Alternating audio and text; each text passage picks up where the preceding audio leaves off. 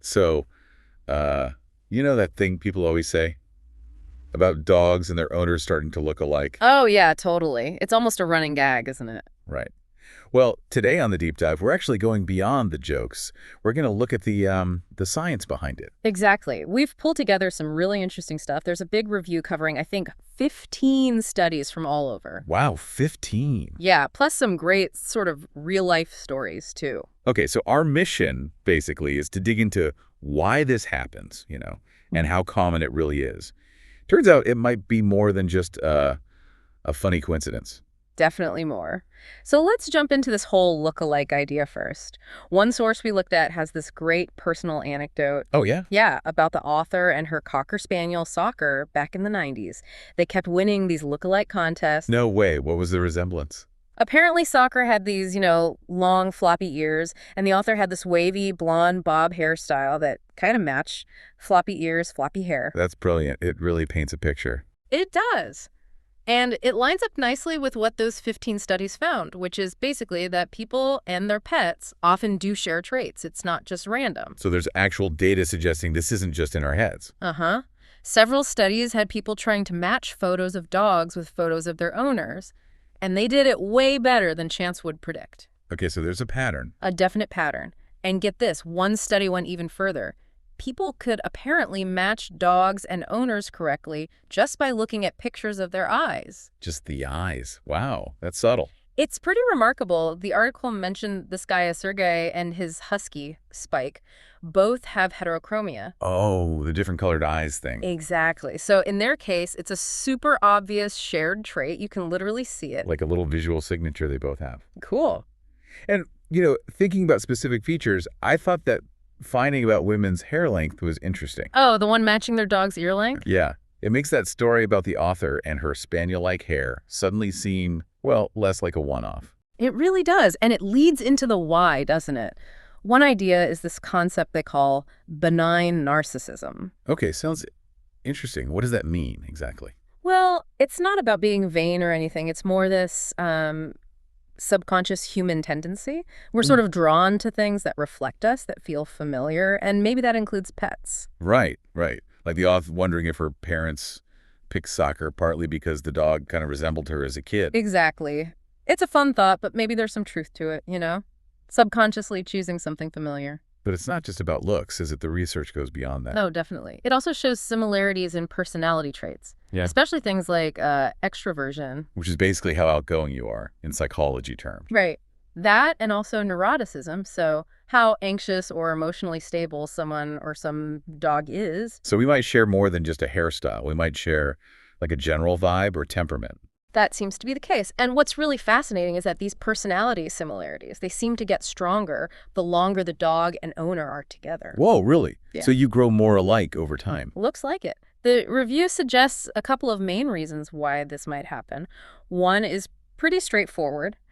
We pick dogs that already kind of match our personality from the start. That makes sense.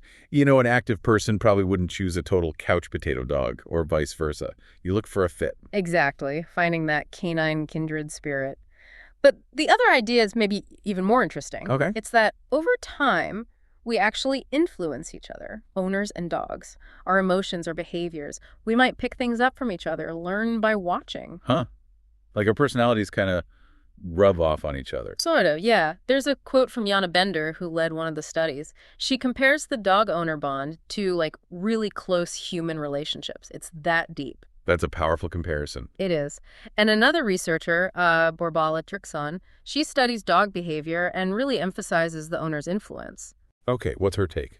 Well, she estimates that maybe only about a third of a dog's personality comes down to genetics. The other 2/3, shaped mostly by the environment. And the biggest part of that environment is The owner. the owner. Yeah, it's a huge impact. Wow, 2/3. That really makes you think about the responsibility involved. Absolutely. Trixon talks about the incredible attachment and trust dogs have for their owners. It's a product of domestication, she says. She even compares it to the bond between a human child and mother. That deep level of trust. Yeah. And she gave this example, if there's a sudden loud noise, say a truck backfiring, Uh-huh. the dog often looks straight at the owner.